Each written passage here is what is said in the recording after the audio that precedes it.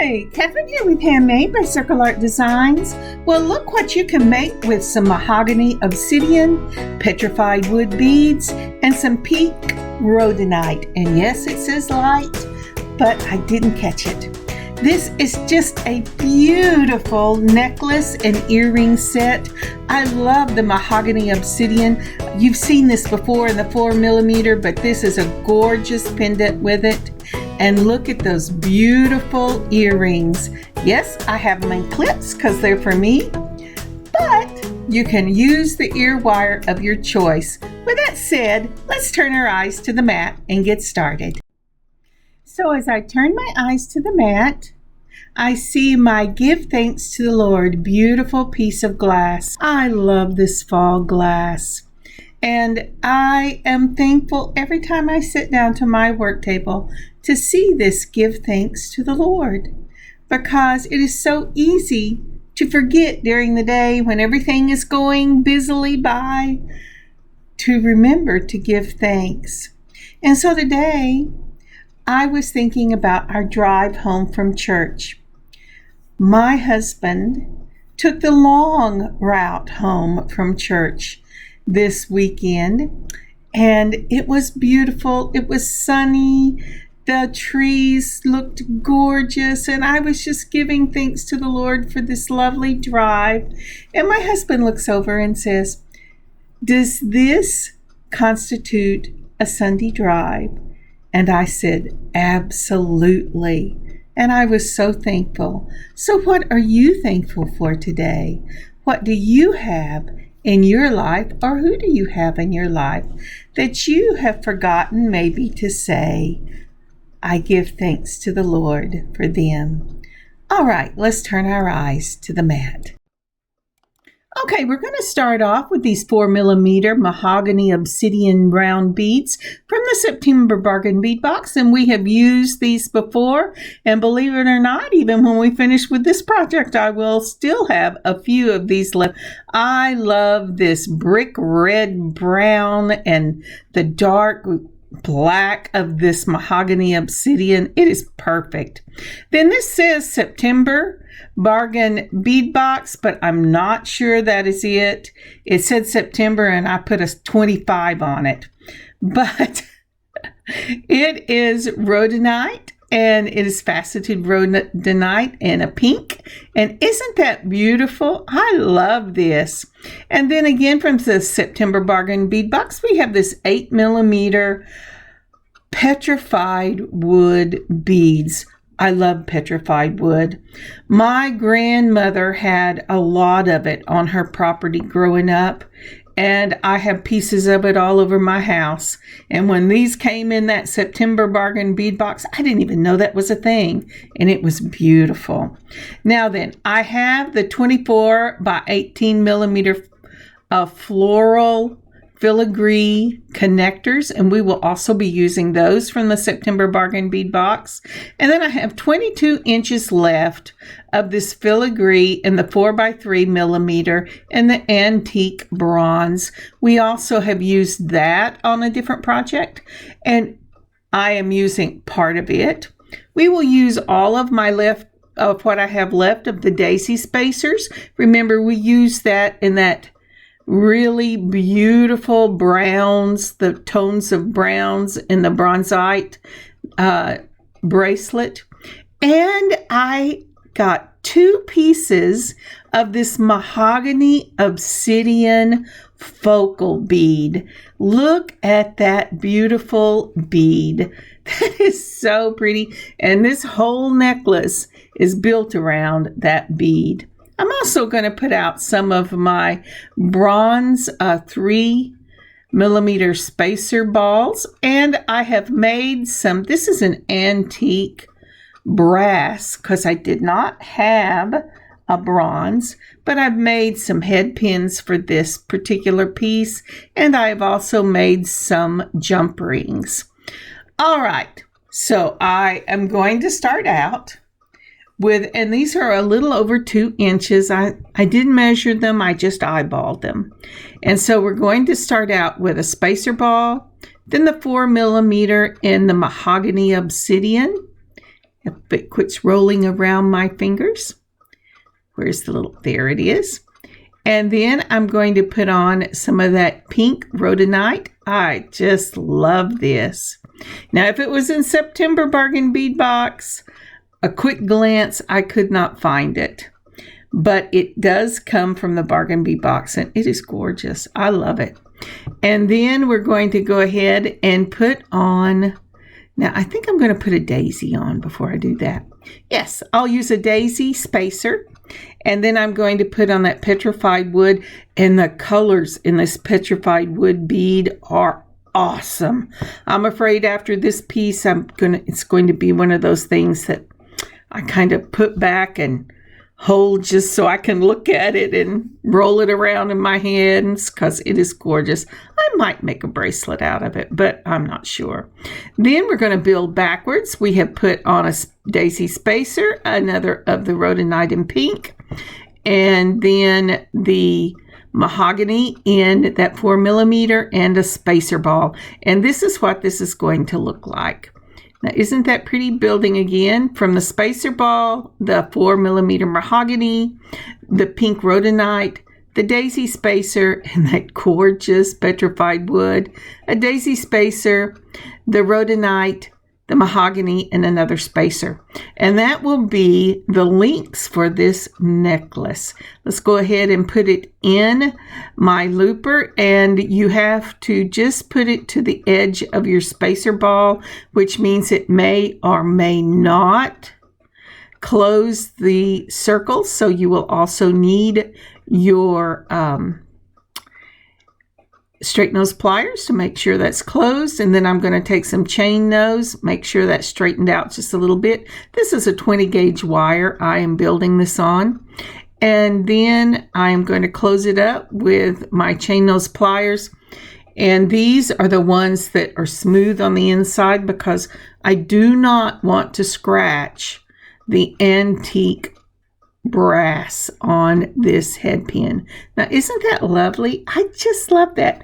And I'm sorry my hands are shaking. I have sped this up just a little bit because this is a very, very long, not as long as the one later in the week, but a very long video. And so I wanted to make sure that it wasn't just crazy making.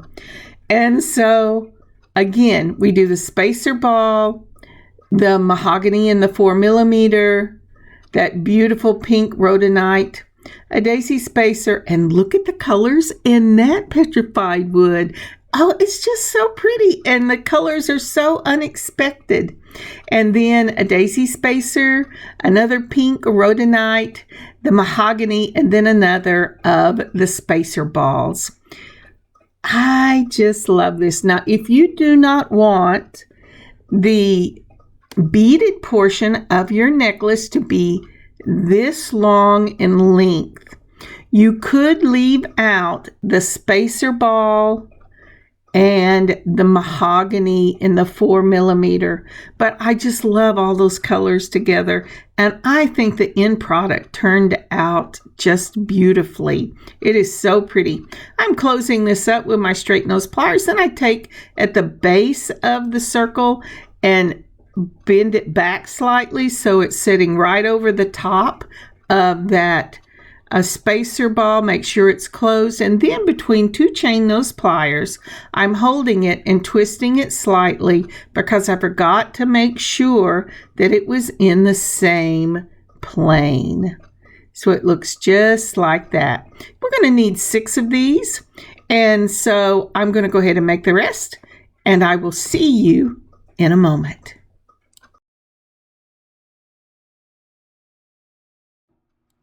And we are back. Now let's look at these beautiful pieces. Every one of them has just a slightly different brown or gray or pink color to them. They're just gorgeous. And so we need a total of 6. I think I just set 5 out there, but we need a total of 6. Okay, we're going to set those components to one side, and we're going to go ahead and make the focal for this piece next.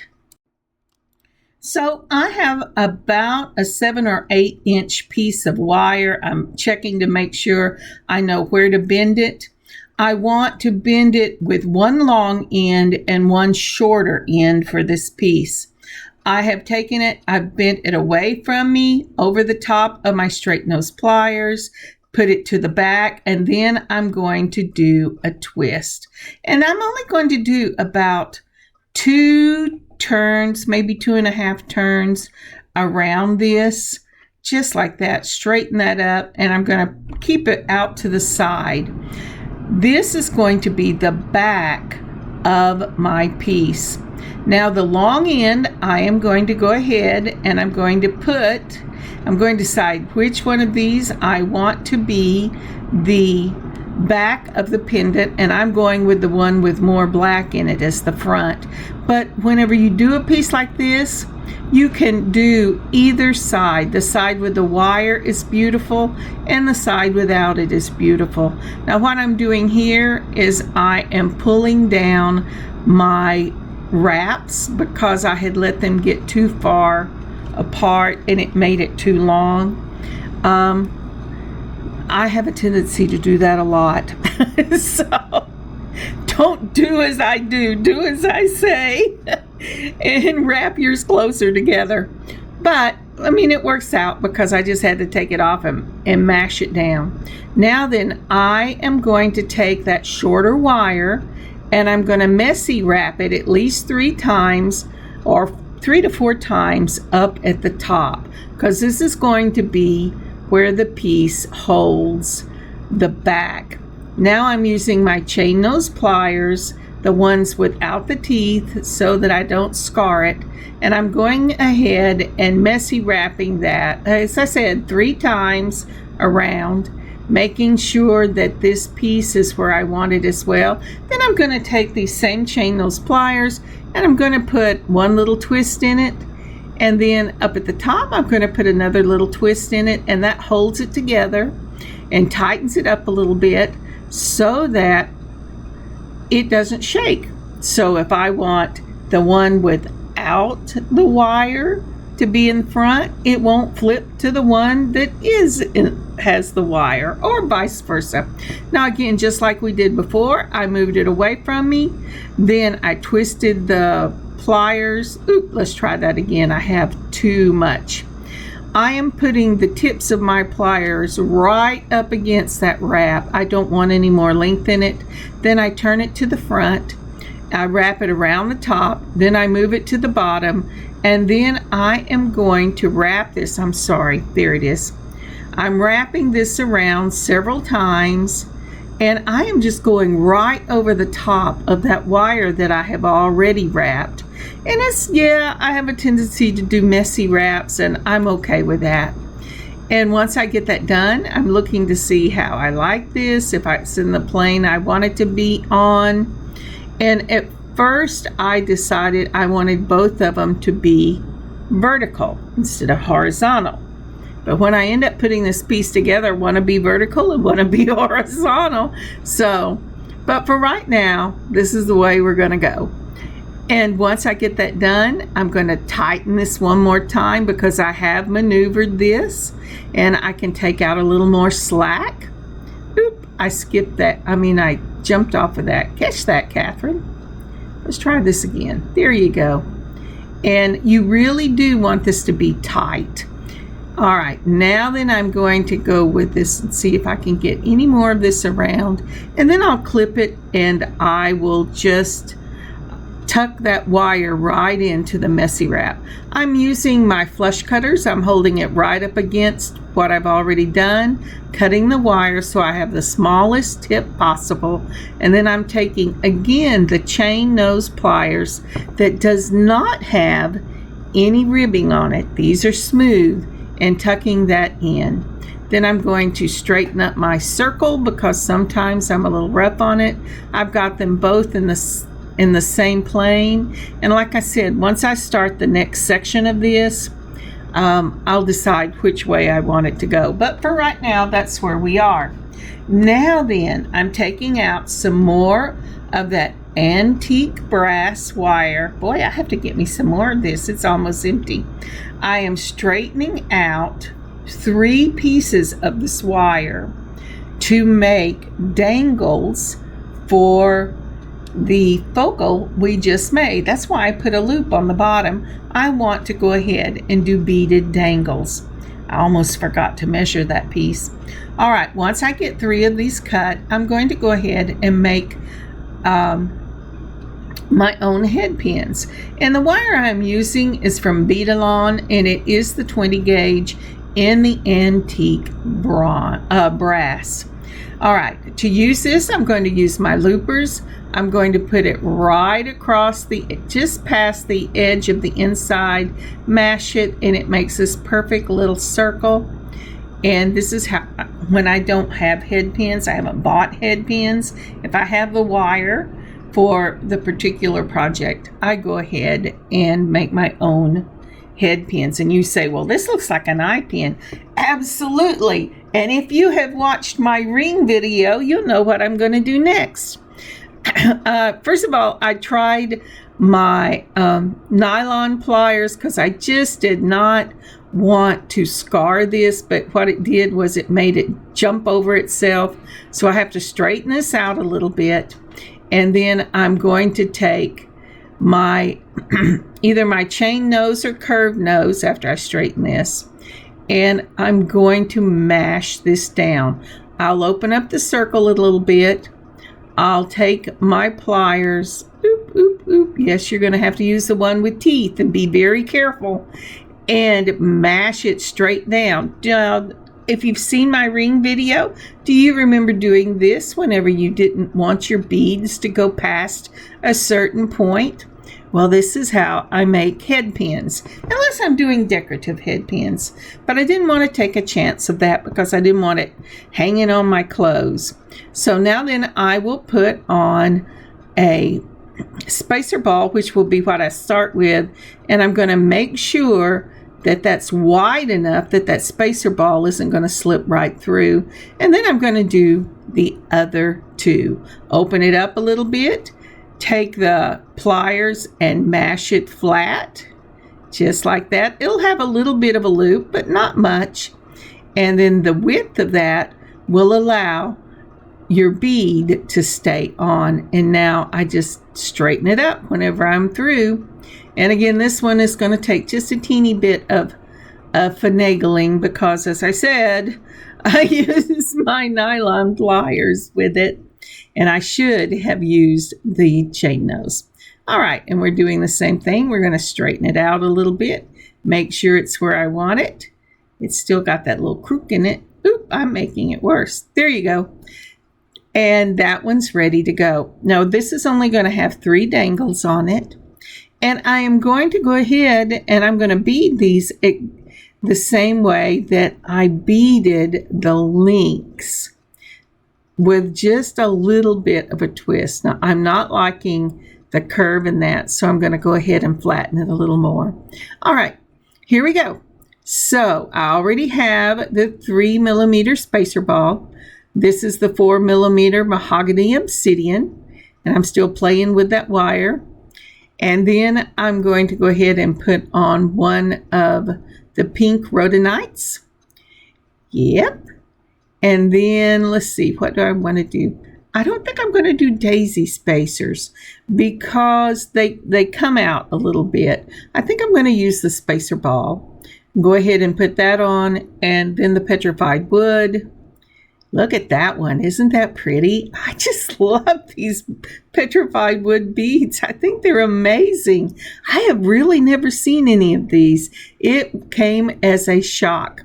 Now, once I do that, I'm going to go ahead and put on some of my 3mm spacer balls, as opposed to building the complete piece that I used for the chain.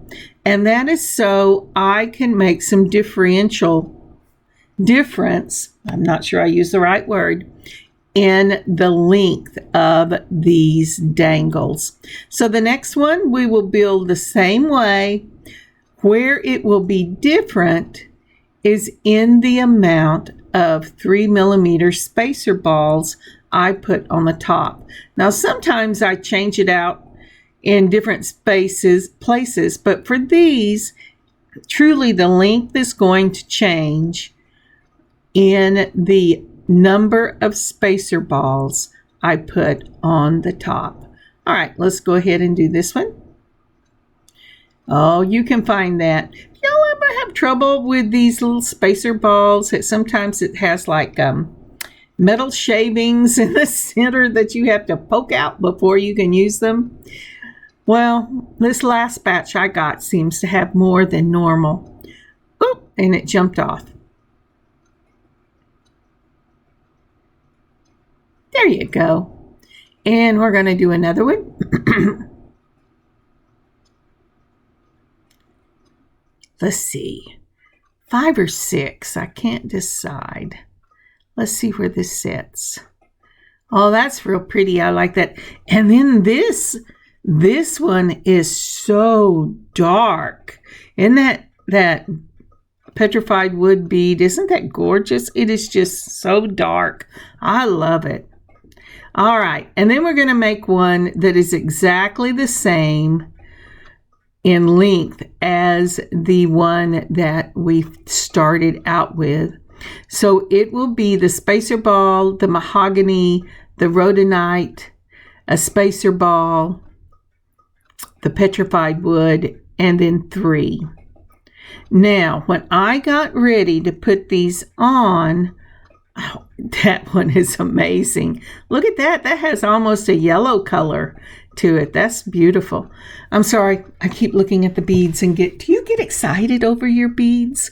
I do. I think it's just an amazing thing to be able to work with all the colors in these beads. So let's go ahead and lay these out and we'll be ready for the next step. But before we move on, would you take a moment to like and comment on this video? I really love making these videos and I love sharing them with you. So if you would like and comment, that would be awesome. And if you are not a subscriber yet, would you please subscribe to this channel? And then lastly, share. I love sharing with you. And I hope you enjoy what we do here, and I would really appreciate it if you shared with others. Thank you so much. All right, let's move on. So then I said, and use the looper and close off these ends. You want to butt up the very last bead or whatever you put on as your very last piece right up against the edge of the looper, and then mash it down, make your little circle, and then make sure it sits right over the top and it is closed off and shut. And I use my chain nose for this. I just can't seem to get a grip of them whenever I use my straight nose. And so I close them with the straight nose pliers, and then I make sure they're closed with the chain nose, and then I go ahead and make sure they're sitting over the top of the piece. Now then, you might be thinking, what is a little piece there? I don't remember you putting a little piece there at the very top. I went ahead and put on one of my tube crimps on that and close the crimp down. I actually thought I might go ahead and leave these bare metal, but it made it way too long and out of proportion, and so I just cut that part out because that wasn't what I was going to do anyway. But I didn't want to, I'm just real frugal that way. I didn't want to waste the wire. And I think the little tube there gives it just that added splash of color. And so I went ahead and just left them on. So now I've got all of them finished. And I love these little handmade, homemade head pins, and there are lots of videos out there on different things you can do to make your own head pins, and this is just one of them, and I really love it. All right, going from shortest to longest to shortest, the first thing we're going to try here, and that one was not closed, shortest to longest to shortest.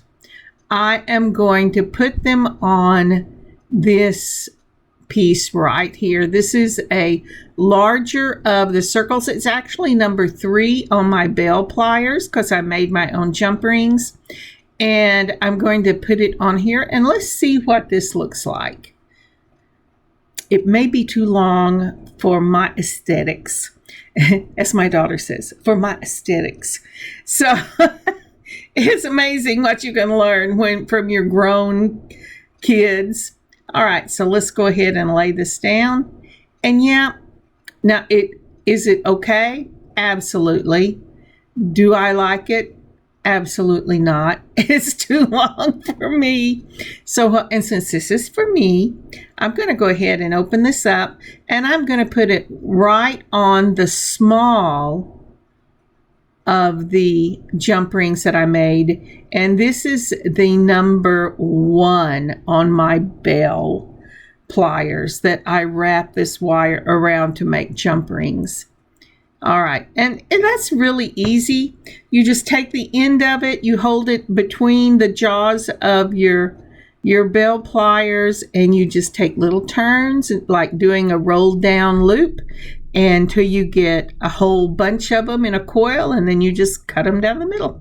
All right, so again, I'm going to put, I'm playing with this because I'm going, this may be too small, but it ends up not being. So I put on the small one, then I put on the long one, and then I put on the small one again, and I'm going to close it. And now this is where my problem on the bottom presented itself. Let's close this up. Remember when I said that when you put a piece on, if you want it to face forward, whatever you connect it with has to be going the opposite direction. Well, mine was, I have a parallel at the top, and I put it on a horizontal, and this is going to set crooked. And you say, well, what are you going to add another jump ring? No, I'm going to take my chain nose pliers. I'm going to grab that piece I bell, and I'm going to do a half a twist, and I'm going to put it in the correct plane. Now, this is the thing. When you do that, make sure you twist the same direction as you did the first time, or you'll just untwist what you did. And so this piece is finished. So we finished the focal, we finished the beaded part of the chain, and it's time for us to go ahead and put our chain together. Now, isn't that lovely? I just love that. And it's just as pretty if you want to flip it over and show that beautiful wire work you did. It doesn't matter which part you use, and I will probably, since this is very versatile and they're all two-sided, I will probably wear this sometimes one direction and sometimes the other direction. Okay, here are all the pieces for this necklace, and we're ready to start. So I am going to go ahead and use the larger of the jump rings that I made for this piece. But I'm going to tell you, when you see pictures, it will not have the large jump rings on it. And that's because when I put it on, I did not personally like the circle of the jump ring with the oval of the chain I used. So I went ahead and took mine off and used oval jump rings. But if you're using a chain that has round links as opposed to oval links, or you're not as picky as I am, or I guess it's not being picky, it's your choice, what you like. If you're aesthetic, if that doesn't bother you, then I think that these jump rings, handmade jump rings, were perfect for this because it was an exact match for the wire, the head pins and eye pins that I made, because I used the same wire and I wrapped it in the same wire.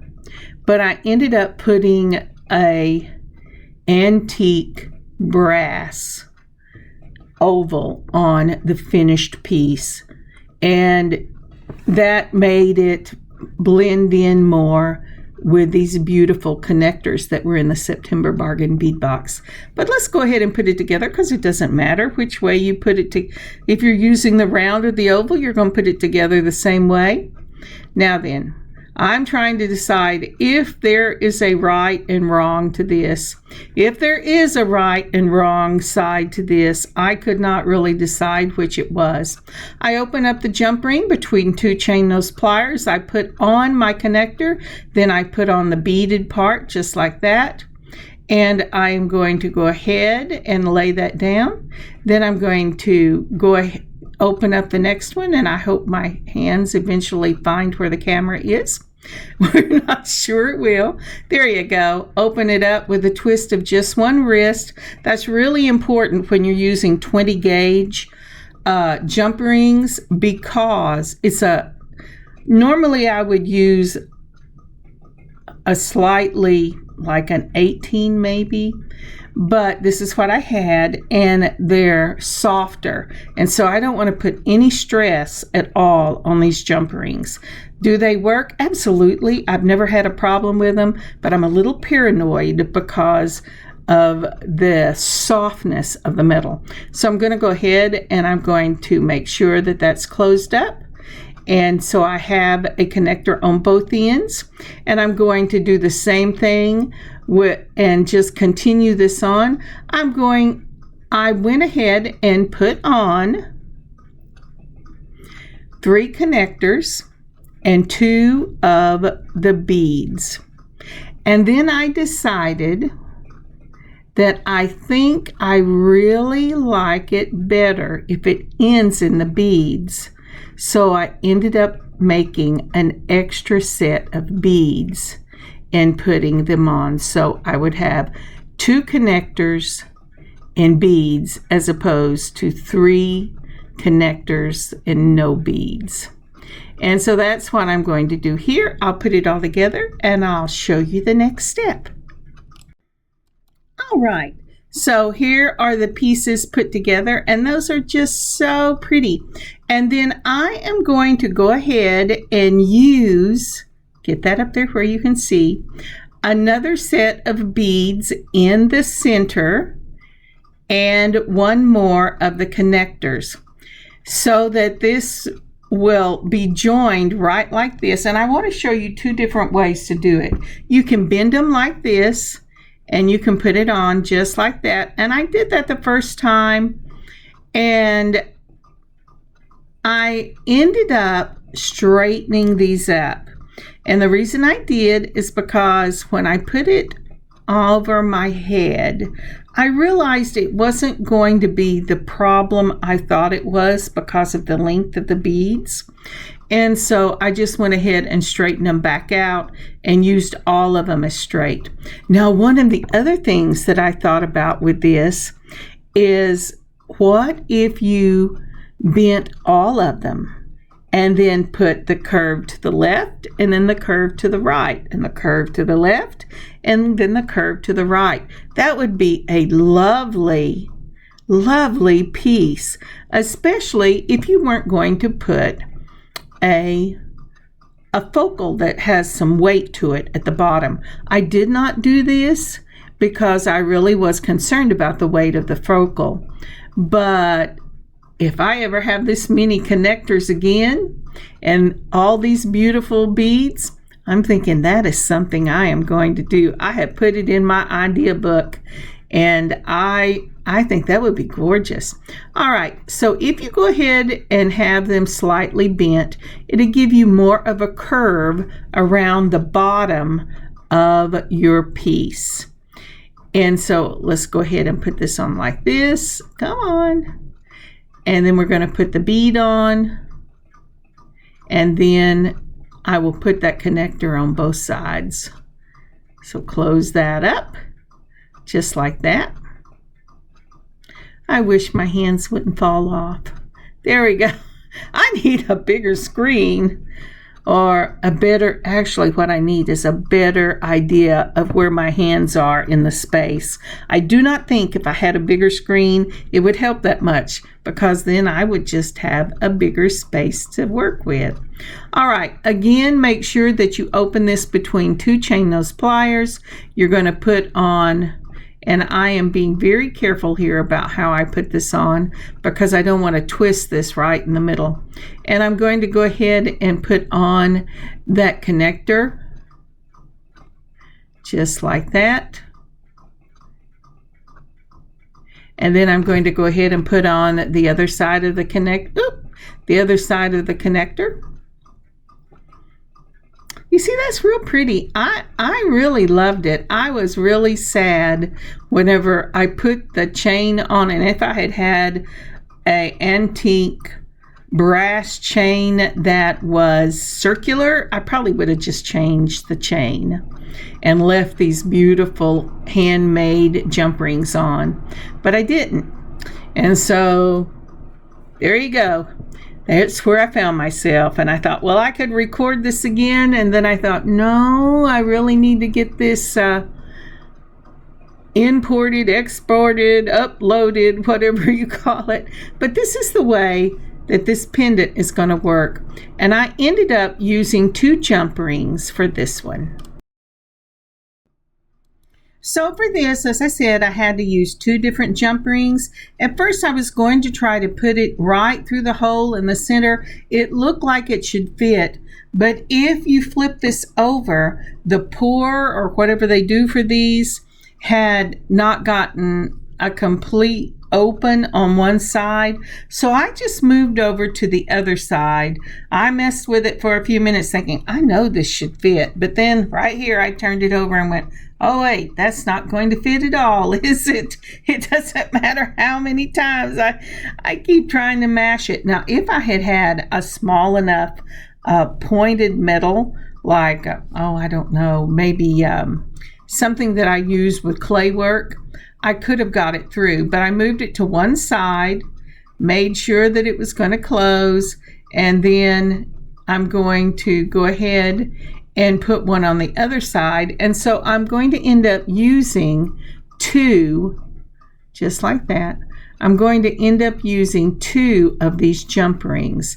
And the reason being is, since I'm not doing the center, if I only put one on, it will make the focal lean to one side. So if you ever find yourself in this position, use 2 jump rings, put one on the space to the left of the, that's enough of this, I got to get another one.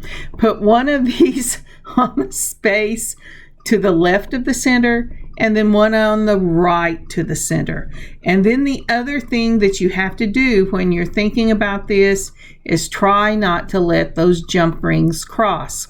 If they cross, either in the piece you're putting the jump ring on or on your focal, then the piece will not hang correctly. And that's what I'm doing here. I'm going, okay, where is that piece and where do I want it? And you also want to make sure, and this I messed up the first time. I didn't pay attention to did I do this on the correct side? And so when I first took it down, it still leaned. And so when I got to looking, I went, oh, wait a minute. I went in the wrong little space. So make sure one the left side of the center and one the right side of the center. And then this should hang beautifully. And there we have it with the 2 jump rings, and it will hang just where it needs to hang. All right. Now then, as I was saying, when I realized that it didn't really need to be curved, I didn't want the inconsistency of the look. So I went ahead and straightened these right back up. Now, will I bend this anymore? Absolutely not, because I'm beginning to put stress on this metal. But this is such a pretty piece. Isn't that gorgeous? I just love this. And now we're ready to add the chain. Oh, my little click-clicks are just going away. The sun is going right through my bay window. All right, so when I measured this, I had 16 inches of beaded chain. I want a 28-inch necklace. So, because I want to do a continuous necklace. So I added 12 inches of this chain, which still gives me 10 of this chain to work with on something else. I'm opening up my jump rings. All right. And it's giving me a hard time. I'm opening up the jump ring. Come on, quit sliding out. And I'm going to go ahead. I've laid my chain out where it's flat, so I'm trying to be real careful and not twist it. Then I'm going to add on the chain itself, and then I'll close up this jump ring. Now, whenever I have to put a chain on like this, even though I've laid it out flat, I'm straightening it out just like this. I'm going to pat that thing down and turn it back around. See there? I love to pat my jewelry. I'm a very tactile person. Okay, I just love it. Oh, that's why I like long necklaces. I like to run my hand up and down them whenever I'm thinking or whenever I'm just relaxing. I find it very comforting. All right, again, making sure I don't twist this chain. I'm going to go ahead and put the jump ring on, and then I'm going to add in the connector. Now, when I changed out the jump rings, I decided to take these two connectors off. And the reason I did is because once I put it over my head and looked at it, I realized I didn't really need these last connectors, and I really liked the look of the beads. So be gracious to yourself when you're making your own piece, and go ahead and make it the way you like. All right, so I wanted to go ahead and show this to you. This is with the plain front, and I had this point had changed out the necklace so that I could go ahead and add the beads on the bottom at the chain as opposed to the connector. And also, I have changed out to those antique brass oval jump rings, and I just like it better because we have that as the connectors and we have it as the chain itself. Now, if I had had this the antique bronze, if I had had the antique brass in an oval, I would have put that out there. But again, it is all, what do you like? Does it bother you if you have ovals for one part of it and circles for the other? Well, then change it out. Mixed metals is a thing, and it is amazing. All right, let's move on. Now, isn't that just a pretty piece? Let's go ahead and make the matching earrings to go with this lovely piece. I think we're going to use the same beads and the same connectors as we did before. Let's get started. So this is the next afternoon, so I have to pull all this stuff out again because I cleaned it off for company coming. So let's go ahead, and I'm going to pull out those antique brass ovals. I'm going to pull out the connectors, 2 of those, that pink rhodonite, the petrified wood beads, this beautiful mahogany obsidian. I'm going to use the last of my daisy spacers from that September bargain bead box and my 3mm spacer balls. And then I'm going to use, not because I need it, but because they're made, I'm going to go ahead and I'm going to use the eye pins that I've already made. So we're going to put on a spacer ball, then the mahogany, then the pink rhodonite, a daisy spacer, that bead, then the petrified wood, a daisy am I going to use a daisy spacer for that? Yeah, I'll go ahead and use a daisy spacer, the pink rhodonite, and the mahogany. Let's get that one on right like that. Yeah, that is so pretty, and I think I'm going to go ahead. So I am actually doing exactly what we did for the necklace as the beaded portion. I'm straightening this up because I managed to mess it up. Then I'm going to use my looper because this is 20 gauge and I can.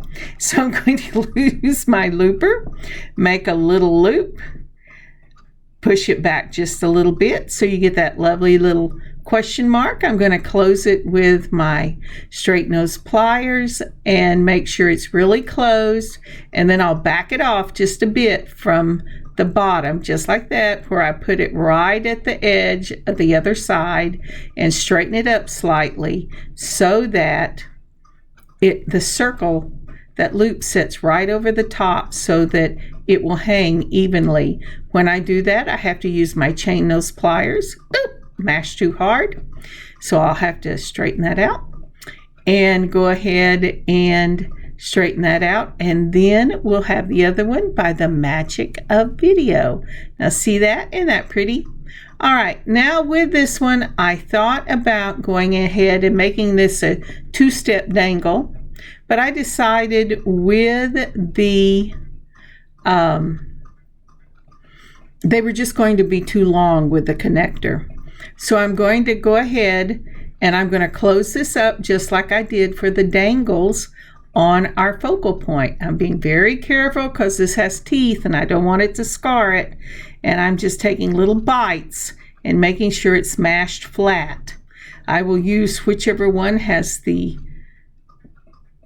smallest circle. This one I'm going, maybe I should open this one just a little bit. So we're going to hold down that 3 millimeter so I don't catch it, and then I'm just very carefully mashing that down to make it a head pin. Now then, do I like it with the connectors? I like it by itself, but because I'm using it with this particular necklace, I want to go ahead and add the connectors. So with that, I'm opening up my oval jump rings, and all I have to do is with one twist of the wrist, open one side, put on my beaded piece and then my connector. Make sure you know which side you're wanting to be the front. Now, because it's going to matter regardless of what you're doing, you could use clips like I'm using, or you can use your fish hooks, you could use lever backs, you could use the studs with the little circle on the bottom of them so you can hang something. But I am going to use these clips. I'm very carefully opening this piece because if you're using clips or new to clips, these things are very brittle. I do not know why. It doesn't seem to matter what brand I buy. Unless they have already opened them in the factory, they're very brittle when you open them. And so you have to do little turns and very carefully and open it up just enough to get that on there. And then when you go back, make sure you take little turns. Don't do anything really quick or jerky, because if you do, you'll bust these things. And I have a whole little box of ones I have busted over the years that I use for other things, but you know, it makes me sad when I lose one of these. All right, so again, I put it on my oval jump ring, and this is just for consistency. I could use the ones that I made that are circular, but because I went and changed out everything to give it the oval look of the chain, I'm going ahead and going with the oval look for these earrings as well. So I'm going to get this, I didn't quite open it enough. I get very cautious when I'm using these things. All right, so let's go ahead and close this up. And yes, I've had lunch. I'm feeling better. I have energy. And that makes me very happy. All right, aren't those beautiful? I just love these. I love this whole set. So here is the completed set. This is with the wire on the front. Now, isn't that pretty? It's very decorative and it's perfect. If you want the wire on the front, this is going to look as pretty on one side as the other. Or you can use it with the wire to the back. So this is the necklace. Let me see if I can't move that out of the way. Isn't that pretty? I just love this. It is so pretty.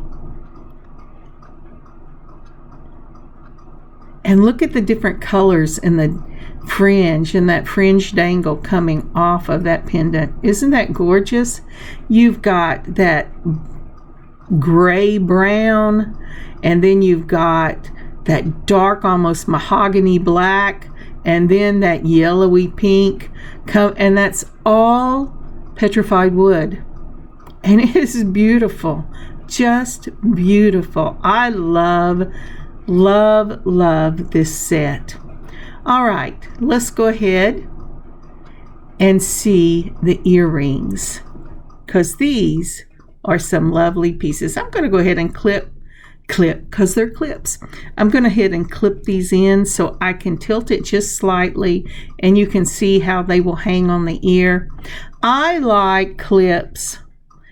Well, first of all, I have to have clips, but I have friends that can use either one, and they like clips when they're the bigger pieces because they don't pull on the holes in your ears, but also because the clip can move up, it will hold that first section in place and you will get the dangle coming off the bottom. And so, hey, you do not have to not have pierced earrings to wear pierced ears to wear clips. Either way, they're amazing. Now, isn't that a gorgeous set? So look around in your stash. It takes 8 connectors to make earrings and this piece. And make one of these for yourself. Now, isn't that beautiful? Those are so pretty. They don't have to be the same colors, but if you want them to be, that's amazing. They don't have to be the same gemstone, but if you want them to be, that's amazing.